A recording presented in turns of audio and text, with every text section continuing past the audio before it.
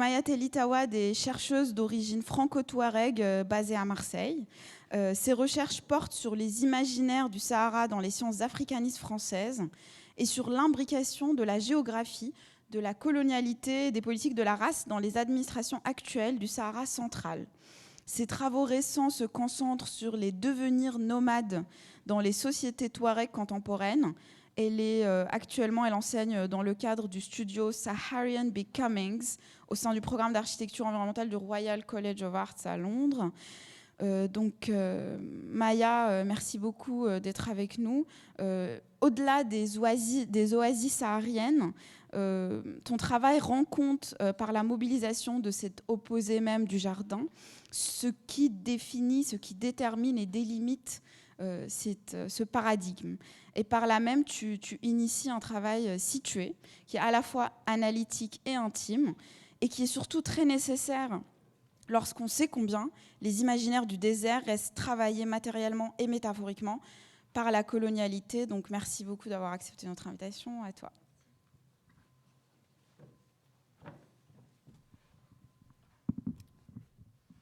Bonjour. Oui. Merci. Merci Salma, merci Martin, merci à toute l'équipe de l'UMA pour cette invitation et pour votre accueil. Alors, pour commencer, je vais commencer par une petite histoire. Nous avons vu la terre et le ciel faire daz. Le 13 février 1960, à Regan, au Sahara central, un grondement sourd, suivi d'une clarté irréelle, déchirèrent la nuit, doublant l'arrivée de l'aube, de milliers de débris irradiés, tombant du ciel sur des centaines de kilomètres à la ronde. La France venait de tester sa première arme nucléaire, faisant exploser au cœur du Sahara de l'Algérie coloniale une bombe au plutonium de 70 kilotonnes, soit 4 fois celle d'Hiroshima. Les tirs nucléaires se poursuivirent dans des galeries souterraines, creusées dans le massif montagneux de la Hagar, à Inenker, jusqu'à l'accident de Beryl, le 1er mai 1962, où la radioactivité s'échappa sous forme de lave et de scorie. La détonation et l'éclair de l'explosion furent perçus jusque dans le massif de l'Aïr, dans le sud-est du pays touareg. Sur place, la terre s'arc-bouta, les sols se vitrifièrent, figeant la vie dans le régime de l'innommable, comme en témoigne le recours à l'onomatopée dz, mobilisé par une dame touareg résidant dans un campement à proximité pour décrire l'indescriptible, l'éventrement d'un monde. Les expérimentations atomiques françaises se poursuivirent jusqu'en 1966, 4 ans après l'indépendance de l'Algérie, qui devint à travers cet épisode le premier et le seul État indépendant à accepter, via les accords d'Avion, des essais nucléaires étrangers sur ses propres territoires et citoyens.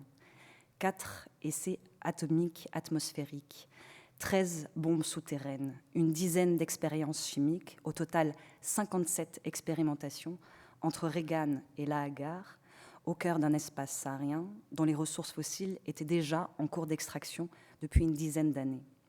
C'est autour de cet événement qui prolonge un type de captation et de destruction, d'une part et de l'autre de la rupture supposée entre le colonial et le postcolonial, que pourrait s'articuler une histoire environnementale de la manière dont le mode d'exploitation productiviste négocie le désert, le consomme et le digère. Les problématiques sous-jacentes sont celles de la cartographie, de la maîtrise et de la captation d'une géographie altérisée. Le désert, je ne le vends pas, je l'aime, je ne renonce pas à sa sueur. Dans ce poème chanté, Kedou Agossad, saharien touareg, oppose en ce sens 2 postures, le profit et l'amour. Le désert, je ne le vends pas, je l'aime, je ne m'assois pas dans les réunions qui parlent de son départ, jusqu'à ce que mes os se mêlent à ses cailloux, je ne renonce pas à sa sueur. Ces vers, composés dans l'exil dans les années 70, popularisés par leur mise en musique sur les guitares électroniques du Grand Désert, je suppose que vous connaissez peut-être le groupe Tinariwen, mobilisent des champs lexicaux encore très répandus au sein des mondes sahariens, mais peu familiers des imaginaires exogènes du Sahara, le désert comme un locus incarné et incorporé d'attachement et de soins d'une part, et d'autre part, comme le théâtre de dépossession territoriale et de prédation extractiviste. Mais qu'y a-t-il à vendre ou à aimer au Sahara, un environnement traditionnellement présenté comme déshérité et anhistorique, lieu de tous les dangers et pourtant objet de désir pour un Saharien? Depuis l'époque moderne, les déserts ont surtout été pensés depuis leurs rives et l'Europe par le prisme du manque et de la lacune, par le biais de ce qu'ils n'avaient supposément pas ou plus, de l'eau, des arbres ou des forêts, des terres fertilisées par l'agriculture, un territoire fécondé de civilisation et donc de villes. Les écritures impériales de la terre ont modelé de leur apparatus de conquête un désert perçu comme néant, comme vide. Les officiels et scientifiques des essais atomiques français et algériens affirmaient en ce sens que la raison pour laquelle le Sahara avait été choisi comme lieu idéal d'expérimentation était que sur des milliers de kilomètres carrés, toute vie était absente. Un espace où, pour reprendre l'analyse de la philosophe Elisabeth Povinelli dans le contexte du désert aborigène, la vie fut, n'est plus, mais pourrait l'être si les savoirs, les techniques et les ressources étaient bien gérés. Soit une mythologie de la Terre inerte, amorphe, inhabitée, qui n'attend que d'être revivifiée, forgée, conquise par l'industrie humaine. Un régime du néant qui réduit le désert à une surface vierge, monolithe, déconnectée des usages, des mémoires et des attachements de ses habitants nomades et semi-nomades. L'autochtone saharien est dans ce prisme relégué à l'arrière-plan, sur son propre territoire, détaché de celui-ci, un accessoire négligeable dont la disparition, l'asphyxie ou l'intoxication se situent hors cadre ou dans le cours naturel de l'évolution humaine. Comme le souligne le philosophe Denetemto Ambona, dont j'aime beaucoup le travail, cet exil rejette dans l'angle mort l'assemblage des mémoires autochtones, végétales, animales, minérales. C'est en ce sens qu'il nous invite à questionner ce blanc, ce vide, dans son rapport à l'oubli, à l'extraction des mémoires qu'exige l'extraction et la destruction des ressources naturelles et des ressources humaines. Les lectures et captures dominantes du désert font écho à la proposition de Gilles Deleuze dans l'île déserte. L'essence de l'île déserte est imaginaire et non réelle, mythologique et non géographique. Or, cette fable du désert développe une dimension de domestication, de recomposition de l'espace et de l'histoire saharienne autour d'un modèle importé et de ses centralités, de ses concepts étalons. Un réagencement de repères, créant de nouvelles cartographies qui amputent l'espace vécu de ses habitants. Alors, ces quadrillages du désert sont multiples, parfois contradictoires, ils sont produits par une multitude d'acteurs dans des contextes fluctuants, mais leurs ramifications se manifestent pourtant très concrètement dans les schismes presque permanents entre les pratiques des habitants des terres arides et leur expérience avec les représentants des organisations nationales et internationales de développement qui administrent et ordonnancent depuis les centres urbains et les capitales leur territoire devenu périphérie. Alors, en écho au thème de ces rencontres, loin du jardin, l'un des motifs retenus comme une balise majeure, une balise majeure de ces cartographies du Sahara est l'oasis, jardin et ville archétypée du désert, 1000 fois investie par l'imagerie coloniale et à sa suite par le tourisme. Une focale géographique et environnementale d'une longue tradition littéraire et scientifique qui répartit autour d'elle, autour de l'oasis et de ses îlots de verdure, l'ensemble des territoires, reléguant des zones entières au cœur des régimes du vide.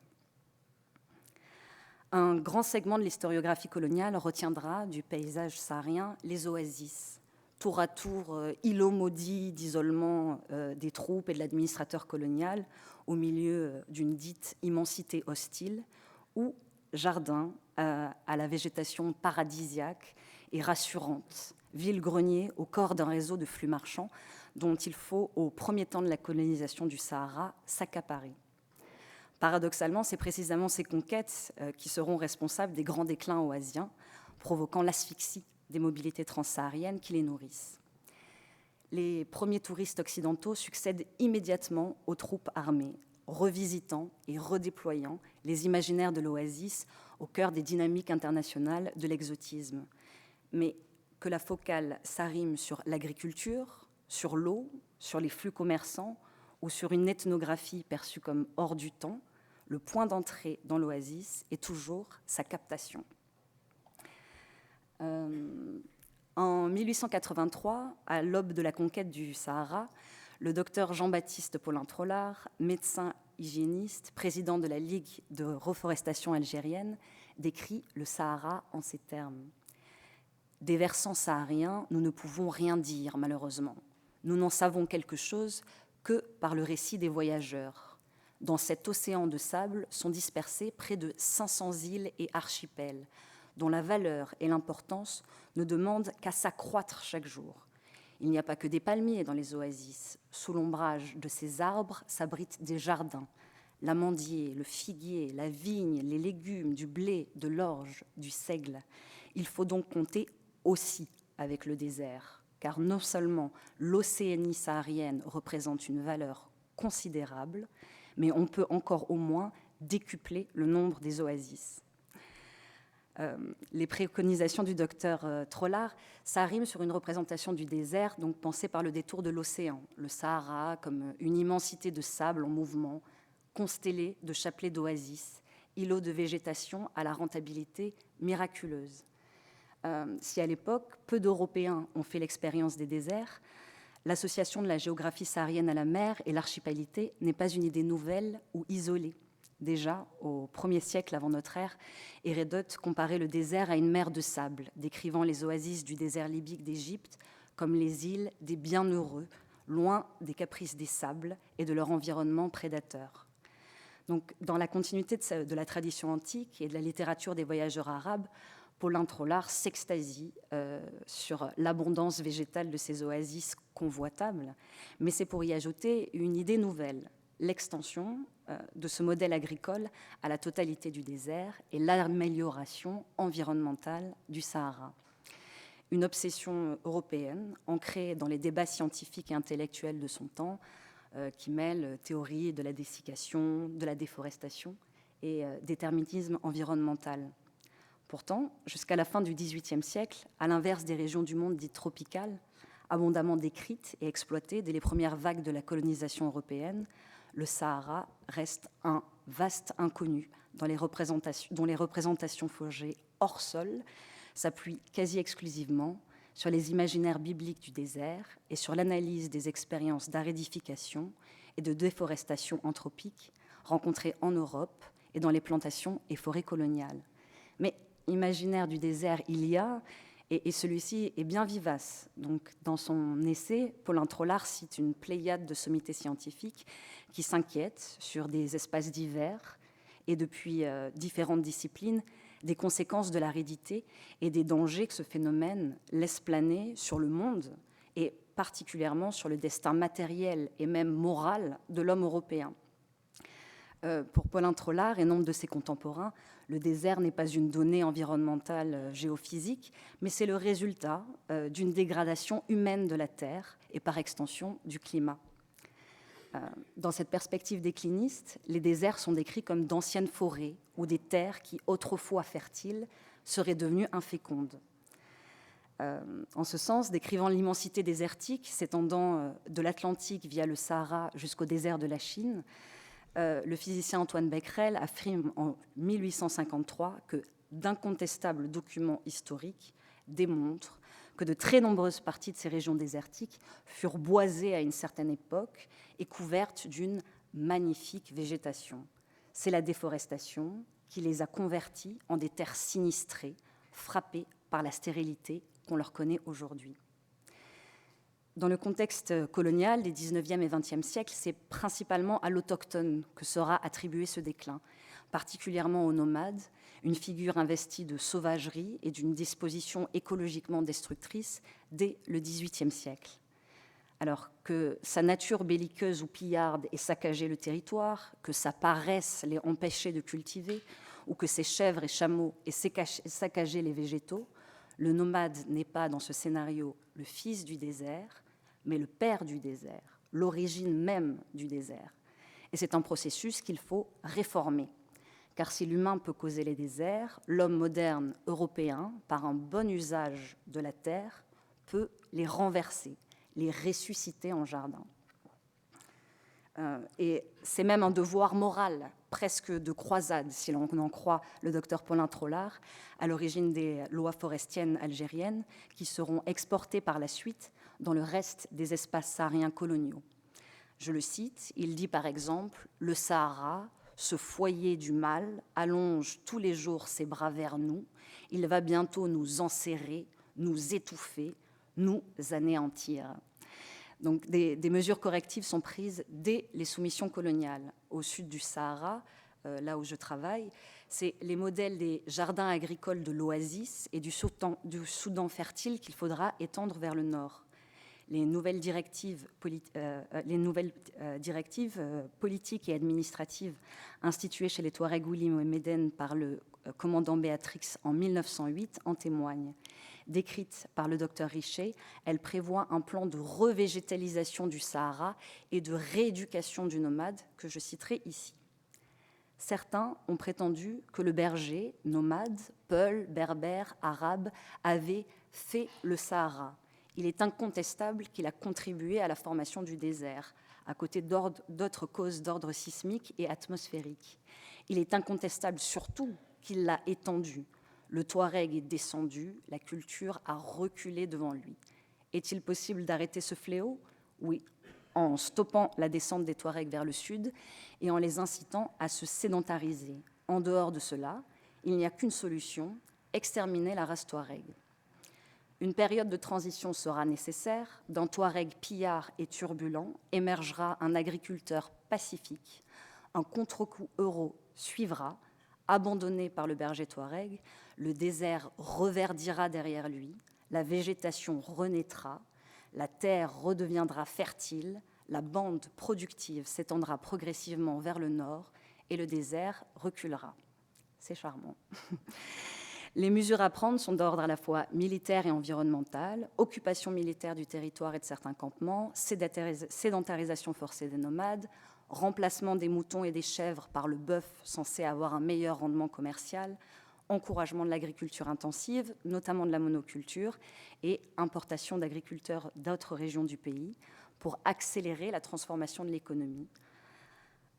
Ces politiques seront systématiquement accompagnées de la chasse massive des animaux sauvages, oryx, gazelles, autruches, une domestication de la wilderness sans cesse réactivée dans l'imagerie de la pacification des zones sahariennes.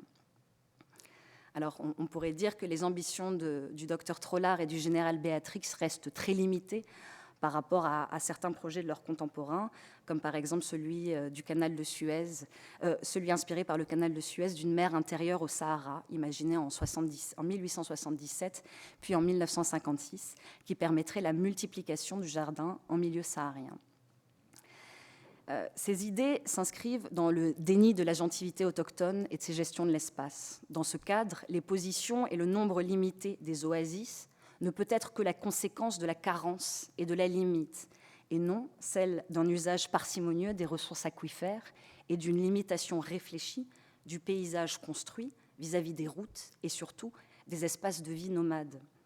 On retrouve ici la trame de fond de nombreuses politiques de développement du Sahara actuel, par exemple avec les projets de Green Desert ou la multiplication des forages de puits, synonyme pour l'œil extérieur d'abondance retrouvée dans la stérilité saharienne.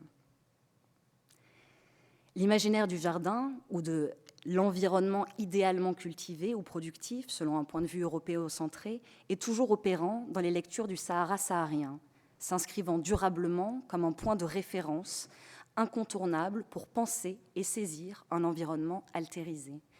La discipline historique et les sciences humaines et sociales n'échappent pas à cette posture. dans un champ d'études sahariennes en plein renouveau, animé par l'ambition d'émanciper le Sahara de son statut de périphérie géographique, historique et académique, l'histoire du Sahara est relue au prisme des oasis, perçues dans ce cadre comme des centralités de l'organisation spatiale et du maillage humain et politique du Sahara. Un récent numéro de la Revue des mondes musulmans et de la Méditerranée, intitulé « Le Sahara précolonial, des sociétés en archipel », réaffirme ainsi, de fait, les oasis, envisagées géographiquement comme des îlots de verdure au milieu d'un océan de sable, ne sont pas isolés les unes des autres, mais constituent des points névralgiques au sein d'un vaste réseau d'échanges et de rencontres transrégionaux. Le modèle interprétatif de l'insularité est ici réactivé pour penser ensemble à la fois la discontinuité spatiale des pôles de peuplement oasiens et leur unité socioculturelle comme centre d'agriculture, mais aussi désormais de commerce et d'échanges intellectuels et religieux. C'est dans la comparaison avec l'archipel et sa connectivité que la métaphore se file pour saisir le caractère réticulaire et la simultanéité de ces espaces définis et alimentés par les circulations et les échanges, tant à l'échelle locale que transcontinentale. Le vocabulaire de l'espace mobilisé est néanmoins éloquent. Dispersion oasienne, discontinuité physique des espaces anthropiques fragmentés, pôles de peuplement irrégulièrement groupés autour de l'eau, oasis égrenées, émiettement du monde oasien. Le Sahara reste ici prisonnier d'une géographie dite éclatée de ses villes et de ses jardins en réseau, qui semblent être ici les seuls garants de l'historicité, de la culture et des mobilités. L'espace de vie des Sahariens, nomades ou semi-nomades, se retrouve dans le blanc ou les ténèbres de la carte. Si cette posture peut être en partie expliquée par la nature des sources écrites disponibles, la recherche pour la période précoloniale, par exemple, est principalement basée sur les traditions lettrées arabes d'espaces sédentaires, rien ne devrait, en théorie, empêcher de lire en filigrane la présence des sociétés nomades qu'il mentionne pourtant comme pleinement acteurs des territoires transsahariens. Si les oasis sont présentés comme des espaces imbriqués dans l'arrière-pays ou comme des unités solidaires de leur hinterland, un tropisme se glisse pourtant dans cette distribution. Le désert non urbain, non cultivé et périphérisé, réagencé en un espace interoasien marginal où l'oasis apparaît par défaut comme centralité hiérarchique, pôle premier d'attraction et lieu décisionnel de l'économie des mouvements et des rencontres sédentaires nomades. Les routes et les trajets lient alors d'un point à autre oasis et villes des rives, un modèle où les nomades ne sont que des satellites, des guides ou encore des coupeurs de routes, plutôt qu'usagers de leur propre territoire, comme l'a mis en scène une longue tradition coloniale, mais aussi un ouvrage récent, Le Rhinocéros d'or, qui reconstitue la traversée du Sahara d'Ibn Battuta dans les caravanes des Massoufa jusqu'à l'arrivée à Walata, en ces termes. Vous aurez d'abord affaire à une mafia du désert, car s'ils ne sont pas vos guides et vos gardes, ils vous dépouillent. En arrivant à Walata, vous quittez la mafia pour entrer dans l'État. Si l'oasis est centre dans un océan de terre sauvage où l'économie du banditisme domine, comment expliquer alors que lorsque les trajets des routes changent pour des raisons politiques, sociales, environnementales, les oasis ou villes meurent? La centralité de la ville et des terres cultivées continue de hanter la carte. Or, dans mes entretiens, l'oasis, pour les Touaregs de tradition nomade, n'est pas investi d'un imaginaire paradisiaque ni d'un pouvoir attractif. Désignée sous le nom de rempart ou de fortification, Agadir, Arlem, qui souligne sa fonction d'habitat constructif et défensif, elle porte aussi, en fonction de sa spécificité, les noms de grenier, de marché et souk, de cimetière, Ingahiren. Le nom de jardin en touareg, Afarag, la clôture, ne lui est pas associé et renvoie dans l'imaginaire spatial au champ agricole, lui aussi pensé comme clos, à l'opposé des pâturages, espace ouvert et valorisé. L'oasis renvoie, selon l'expression touareg, à l'endroit où l'on dépose temporairement les bagages. et les marchandises, où l'on établit une délégation ou un consul représentant un groupement qui nomadise à l'extérieur. Dans cette vision, toute la force dynamique politique, intellectuelle et spirituelle nomadise loin de la ville. Comme le disait l'un de mes interlocuteurs, les pouvoirs complémentaires de la takoba, l'épée, c'est-à-dire de l'élite politique, et de l'invisible, c'est-à-dire la force spirituelle, s'épuisent, je cite, dans les espaces où on a beaucoup habité. Pour finir, la représentation des villes et oasis comme lieu de rencontre unique des modes de vie sédentaires et nomades ne permet pas de rendre compte du fait que le nomadisme n'est pas un statut figé, mais dans ses pratiques relève d'un mode de relation au monde valorisé, une gestion régulée du territoire. Au sein de ce système, les personnes ou communautés peuvent se sédentariser pour un temps et reprendre leur mobilité quelques mois, voire quelques années plus tard. Elle méconnaît enfin les alliances et mobilités réciproques entre sédentaires et nomades qui se passent en dehors des villes, dans les terres de jonction, qui doivent rester vacantes et sont aménagées comme terres de pâture, de cueillette, de chasse partagée. Ou encore la pratique de séjourner chez des partenaires nomades pour des clients sédentaires agriculteurs en période de soudure des récoltes. Comme l'analyse le médiéviste Adrien Collet dans un article sur les Messoufas, confédération nomade amazigh, qui nomadise et articule les routes dans l'ouest saharien entre le 8e et 15e siècle, le motif de l'oasis n'est qu'un exemple parmi d'autres de la manière dont les écrits sur le Sahara ont conservé un tropisme fort pour la sédentarité comme modalité d'élection à l'historicité. Une cartographie humaine du Sahara, où l'imaginaire dominant du jardin et de la ville participe du blanchiment et de la relégation d'une histoire des territoires habités de manière nomade. Le motif de l'oasis fonctionne en ce sens comme le cache d'un réticule, d'une résille qui quadrillerait une coiffe sans les cheveux qui la structurent, une peau sans corps.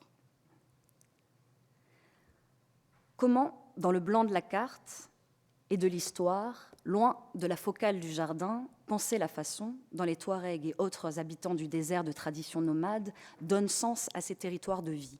Comment rendre compte de la manière dont, au fil des siècles, par leur parcours cyclique et coutumier, par la gestion alternée des terres et des ressources aquifères, par leur technique de fertilisation humaine et animale des zones aridifiées, les pratiques nomades ont fait du Sahara une vaste terre nourricière, pourvoyeuse pour ses habitants de biens communs, d'abris et d'horizons. Le désert, je l'aime, je ne renonce pas à sa sueur. Ces vers de Kédou cités plus avant peuvent paraître énigmatiques pour le non-saharien. L'expression de l'amour se greffe à une métaphore incarnée, corporelle, la sueur, tidée en touareg. Ici, marqueur d'intimité et d'un effort conjoint, elle renvoie par polysémie à une sécrétion commune, mêlée, à la fois celle du désert et celle de l'homme qui y vit et l'affectionne. Sueur du désert, ténéré en touareg, un nom féminin souvent utilisé au pluriel, tinarewen, les déserts, qui s'échinent à fournir des fruits, à nourrir et à abreuver ses habitants humains et non humains. Sueur des vivants qui vivent sur son dos, sur son échine, et font fructifier par leurs mouvements ses excédents nourriciers.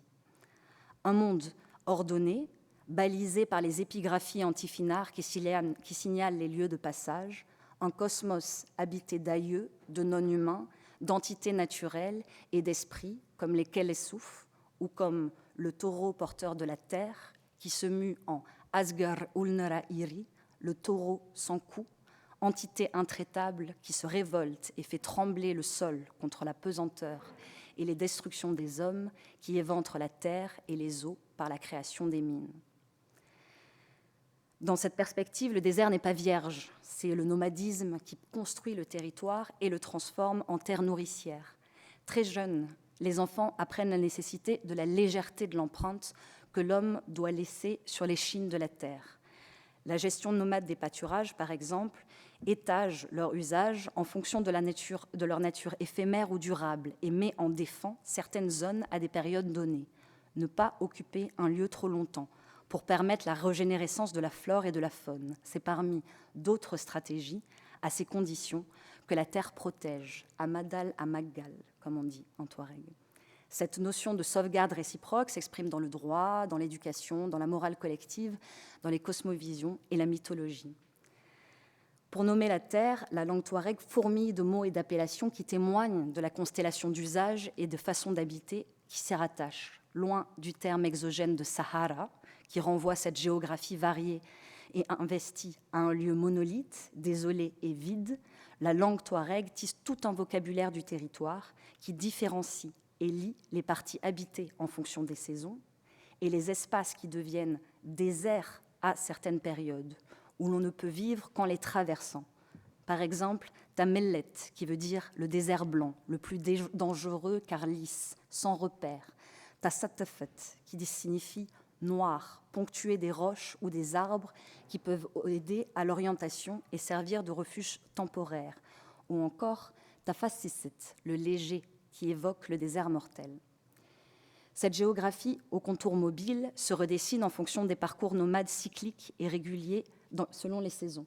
J'ai mis cette carte qui est une tentative de cartographie par l'anthropologue Edmond Bernus des mouvements, des campements des Touaregs de l'Aïr. Je mets ça pour qu'on puisse se rendre compte qu'il n'y a pas ce sont toujours des parcours qui sont extrêmement réguliers. Voilà. Il n'y a pas plus casanier qu'en Touareg. Ce sont toujours, qu'en nomade. Ce sont toujours des parcours cycliques et répétés, où d'ailleurs on laisse des bagages trop lourds que l'on va récupérer la saison suivante. Donc, cette géographie au contour mobile se redessine. Et elle est associée à des pratiques du territoire où l'on recherche l'abri, dans un sens à la fois géographique, qui protège des vents, de la chaleur, des froids, des crues, mais aussi économique, politique et social. Que la terre devienne refuge temporaire ou lieu de passage, elle forme une continuité organisée et socialement cohérente, comparable à un grand corps terrestre et politique. Je me dépêche. Ces idées renvoient à un imaginaire du territoire dont la disposition est appréhendée comme une tente ou encore vision organique de l'espace dont les parties sont considérées comme différentes et complémentaires, charpente du corps ou de la maison projetée sur le territoire, dôme ou centre mobile en parcours sur la terre, où chaque élément joue un rôle dans le bon fonctionnement de l'ensemble. Cette pensée ménage une place pour l'espace qui, à un moment donné, à une saison donnée, n'est pas occupée par l'homme, une dimension que l'on appelle essouf, espace alternatif nécessaire à l'actualisation permanente du mouvement, à la marche du monde. Entre exploitation et sanctuarisation, concessions minières et réserves naturelles protégées des autochtones mais réservées aux touristes, deux visages distincts mais parents d'une même politique d'administration, le pays des populations touaregs s'est atomisé, décousu. Pour ses habitants, il en découle une impossibilité, voire un interdit à habiter le monde, à l'habiter à leur manière, et notamment d'un point de vue nomade. Tout un travail de découpage du tissage pièce par pièce, ruban par ruban, comme l'exprime Mslag Ag et Laglag en 2006, mobilisant l'imaginaire de la coupure et de la trame déchirée pour traduire le nouvel ordre politique, environnemental et spatial qui empêche son monde d'exister. Relégués aux marges de nouvelles centralités urbaines et séparés de leur ancien pôle d'attraction, les Touaregs apparaissent à de nombreux égards comme des réfugiés sur leur propre terre, territoire de conquête privilégié des extractivismes fossiles, nationaux et internationaux. Car aujourd'hui, au cœur de l'Aïr, massif montagneux du Sahara central, actuel Niger, la terre tremble. Dans la vallée de Tagaza, jour et nuit, les explosions de dynamite perforent le sol d'une région balayée par les vents. Les campements touaregs avoisinants se réveillent dans les poussières de leur détonation, mêlées à celles des 20 000 tonnes de déchets radioactifs stockés à ciel ouvert, 50 km plus au nord, par l'ancienne mine d'uranium de la Cominac, branche nigérienne de la filière française Orano, ancien Areva. Depuis 2002, une mine d'uranium nigério-canadienne est en construction. Le récent coup d'État militaire n'a pas ralenti la ruée internationale vers le Yellow Cake saharien. Les contrats partenaires se sont simplement redéployés. Les 8 concessions d'exploitation minière des années 60 ont cédé la place à plus de 122 parcelles, morcellant le territoire le plus habité de l'Aïr. Au Niger, comme au Mali voisin, les nouveaux régimes ont mis en tête de leurs priorités la pacification des territoires du Nord à l'aide des nouvelles technologies d'armement et de surveillance russes et turques, comme l'aviation militaire, les drones qui ont été testés sur les Kurdes et les satellites de surveillance. Un processus présenté comme allant main dans la main avec l'avènement d'une 3e génération d'exploitation minière. Une nouvelle cartographie des territoires du Nord a été commandée à une société d'État russe. Le cadastre de ces ressources géologiques trace leur destinée, l'exploitation de ces sous-sols sous les 18 mois. Dans un contexte d'exode accéléré des populations civiles prises dans l'étau des violences des groupes armés et des militaires et dont l'amplitude peut se mesurer au camp de réfugiés de Mbera en Mauritanie, qui abrite actuellement plus de 100 000 réfugiés, principalement des nomades. L'avenir du Sahara, région déjà marquée par les scandales environnementaux, est avant tout envisagé par sa revivification fossile, présentée comme une activité pivot pour ressusciter le désert. Je conclurai sur une donnée. Les déserts chauds et froids constituent plus d'un tiers de la surface du globe. Grand oubliés des éthiques environnementales, leur capture et dévastation nous invitent à changer d'échelle, à s'éloigner de ces normativités qui ont construit le désert comme un contre-champ désolé d'un jardin abondant, comme une terre inhospitalière qui ne peut être que le refuge de l'ermite ou du sauvage. Ces régimes du vide ont fait des déserts, des espaces dont la surface terrestre et les habitants sont négligeables, un écosystème qui n'est qu'obstacle pour l'exploitation de ses entrailles. En contrepoint, je m'attacherai à l'image aérienne des poussières du Sahara qui, portées par ces vents, migrent depuis des siècles jusqu'à la grande forêt amazonienne, la fertilisant de ses particules minérales. Une poétique de la relation qui nous invite à ressaisir les devenirs du Sahara, au-delà des épistémés des terres lointaines, dans un imaginaire planétaire où les soupirs, les histoires et les résistances du désert sont inéluctablement imbriqués au devenir du monde et à ses horizons communs. Je terminerai avec une petite poésie et ensuite je suis ravie d'ouvrir aux questions. Quand on est sur le parcours de l'épuisement, la fin n'est nullement un souci. Donnez-moi une cartouche d'encre Tifinard, je vous taillerai d'autres lisières de route où même le rêve ne s'est aventuré. Jawad, buveur de braise. Merci.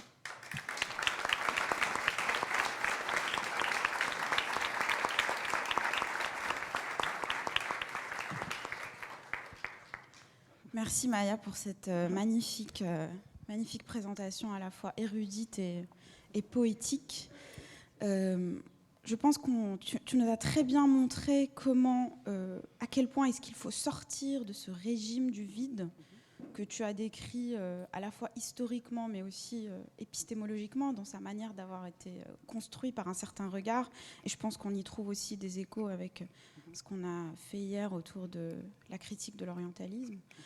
Je me demande, et je sais que ta pratique de la recherche, même si là tu nous as fait un magnifique exposé d'histoire environnementale, n'est pas forcément ancrée dans cette pratique-là spécifiquement. Je me demande comment tu navigues à l'intersection de disciplines qui ont produit ce régime du vide que tu décris. Donc comment tu navigues poétiquement, intellectuellement, même en termes d'appartenance disciplinaire. Et la question, évidemment, de la méthodologie est centrale là-dedans. Et je me demande aussi comment tu fais cohabiter toutes tes fidélités artistiques, curatoriales, poétiques, avec cette nécessité aussi, je pense, de rentrer dans le canon disciplinaire pour pouvoir donner voix à ces devenirs sahariens qui sont... je pense, au moins sous-représentés et au pire complètement invisibilisés. Merci pour cette question. C'est un travail en devenir. Je n'ai pas de réponse définitive. Mais pour ce qui est des questions de méthodologie, Moi, je travaille surtout dans un champ qui est marqué par une asymétrie épistémologique presque totale, puisque la majorité des discours académiques dominants sur le Sahara proviennent de géographie extérieure. Ce que je fais, en effet, ta question est très intéressante, c'est comment ne pas se retrouver en fait dans une méthodologie qui est binaire, bloquée entre les sources coloniales ou une historiographie coloniale et de l'autre côté la parole des gens. Parce que moi, ce que je fais pour l'instant, c'est que je fais surtout un travail de terrain situé sur 4 générations, parce que les pratiques dont je parle sont des pratiques qui sont empêchées et qui sont dans des systèmes de prédation accélérés. Donc je travaille à la fois avec des entretiens et je mobilise aussi des corpus poétiques qui me permettent à même d'exprimer ce que des fois des archives, des données ne permettent pas, c'est-à-dire la magnitude de la violence, de l'innommable, par des régimes figurés et de fiction. Là, oui, en effet, pour cette présentation, j'ai utilisé un fil un peu plus scolaire, mais c'est vrai que je me pose toujours la question de comment rentrer par le milieu, c'est-à-dire comment ne pas commencer par une parole amputante. Et je n'ai pas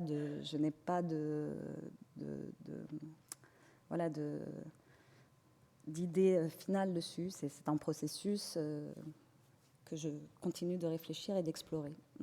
Mais notamment, tu me parlais des pratiques curatoriales. Moi, j'essaye aujourd'hui de aussi travailler avec un autre outil qui est celui du cinéma et de la vidéo, et qui me permet à même de retranscrire des constellations de discours sur ce territoire qui n'a été de cesse d'être représenté de son extérieur. Voilà. Est-ce qu'on a des questions, des remarques ?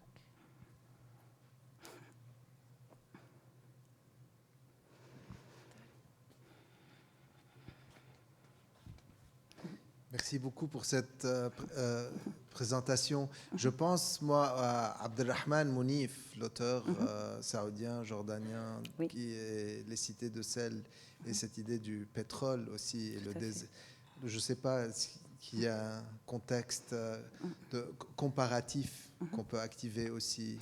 Tout à fait. Je pense qu'il est nécessaire.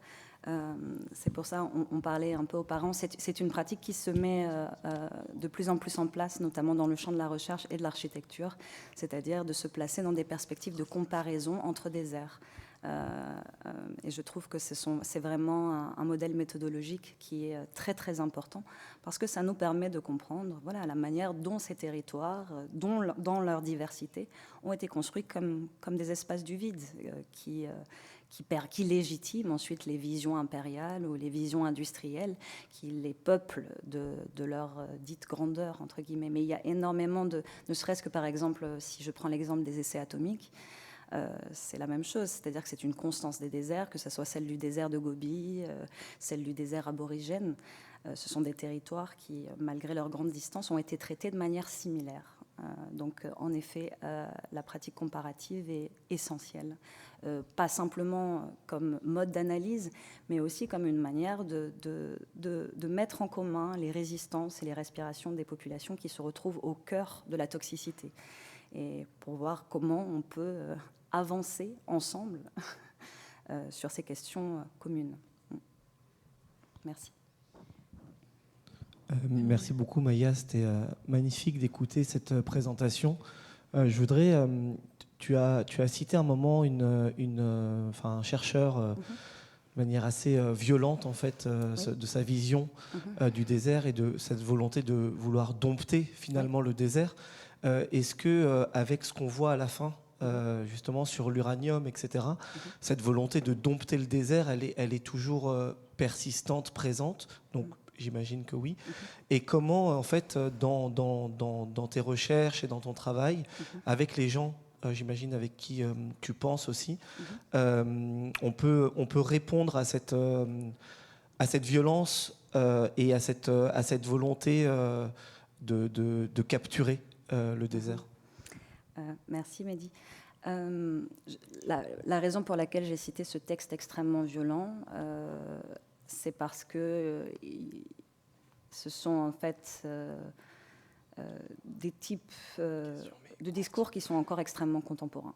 Voilà, non seulement dans les gestions nationales des États qui se divisent le Sahara, mais aussi dans les organismes internationaux de développement. Donc c'était une manière un peu terrible, je suis désolée, de vous inviter à relire en fait ces discours extrêmement contemporains avec une perspective. Donc oui, ils sont complètement opérants, et cette idée de revivification du Sahara qui existe voilà, depuis le XVIIIe siècle est plus que jamais opérante. Ce sont les mêmes vocabulaires et ce sont à chaque fois les mêmes processus de blanchiment en fait, des mémoires locales, de lessivage d'une histoire qui les lie à leur environnement et qui ne les considère que comme des données à extraire, voilà, pour mieux atteindre les entrailles de la Terre. Pour ce qui est des résistances, oui, les gens n'ont pas cessé d'archiver le désastre, de l'analyser avec leurs outils. Et n'ont pas cessé de résister. Donc ce sont des résistances qui sont extrêmement minoritaires, qui sont marquées quand même par des intimidations et une violence complètement disproportionnée. Mais voilà, je fais confiance. Là, récemment, il y a un groupe de la société civile dans la région d'Agadez qui avait réussi à faire annuler un permis de construire de Global Atomic Corporation, qui est une entreprise minière canadienne. Bon, le procès a été remis en appel et ensuite le permis de conduire a été, le permis de construire, pardon, je dois passer mon permis, c'est pour ça, a été accepté, mais les gens se mobilisent et ce qui me donne espoir, c'est vraiment en fait la mise en, enfin, c'est aussi l'articulation en fait de ces luttes sur des échelles planétaires. Ce qui arrive, je vois des magnifiques rencontres entre des frères amazoniens qui souffrent de l'extractivisme de la même manière et des habitants du désert. Donc moi, je crois beaucoup à ça, et avec aussi cette idée qu'il faut remettre le désert qui a été construit, comme je l'ai dit, comme un territoire du vide, comme une terre lointaine, comme un espace où l'éthique ne fonctionne pas de la même manière et on peut faire ce que l'on veut, le remettre au cœur d'imaginaires planétaires dans lesquels il est déjà imbriqué, de fait. Je pense que tout le monde a vu, il n'y a pas longtemps, les vents du Sahara qui sont venus ici colorer de rouge les villes européennes. Voilà, c'est un exemple parfait qui montre que nos territoires sont profondément imbriqués, même si on en a traité certains comme des marges. Voilà. J'avais une question. Oui. Merci beaucoup pour cette magnifique présentation pour désaltériser le désert. Et je suis vraiment impatiente de pouvoir voir ta pratique cinématographique. Et je me posais la question, le cinéma étant cette machine historiquement qui exotise, qui altérise précisément, que trouves-tu en fait dans la démarche de l'image en mouvement qui, dans ce langage, qu'est-ce qu'il permet par rapport à cette situation ? Et dans l'attente de voir tes propres œuvres, je me demandais si tu pouvais nous conseiller des films, des cinéastes sur lesquels qu'il faut aller voir le plus rapidement possible. Oui, merci beaucoup, Laura. Oui, il y a une jeune cinéaste touareg qui s'appelle Amina Ouera, notamment, qui a fait tout un travail sur la ville minière d'Arlit et l'intoxication de ses habitants. Que je conseille. Qu'est-ce que je trouve dans la pratique cinématographique ? Moi, je peux juste commencer à répondre en disant la manière dans laquelle j'ai travaillé. C'est-à-dire que je travaille avec les gens qui sont issus de ma communauté, et ce qu'il a fallu faire, moi-même étant venue d'une diaspora, pour moi, c'était justement de commencer à s'asseoir ensemble et à réfléchir sur qu'est-ce que c'est que de se saisir d'une caméra dans un espace qui est quand même, tout à l'heure j'avais montré, quand on tape désert sur Google Images, qui est un grand outil d'uniformisation des imaginaires, on ne trouve que des dunes, voilà, qui ne correspondent qu'à 20% du paysage saharien.